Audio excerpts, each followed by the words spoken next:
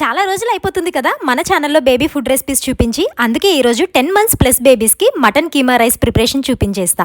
Preparation ఏం explain చేయను, వీడియోలో చూసి మీరే ట్రై చేయండి. బట్ కొన్ని పాయింట్స్ చెప్తాను. ముందుగా ఇక్కడ కనిపిస్తున్నవన్నీ కట్ చేసి పెట్టుకోండి. అలానే రైస్ కొంచెం పెసరపప్పు కడిగి 1 అవర్ ముందే నానపెట్టుకోండి. ఇలా నానపెట్టడం వల్ల బేబీస్కి గ్యాస్ ఫామ్ అవ్వకుండా ఉంటుంది, తొందరగా డైజెస్ట్ అయిపోతుంది.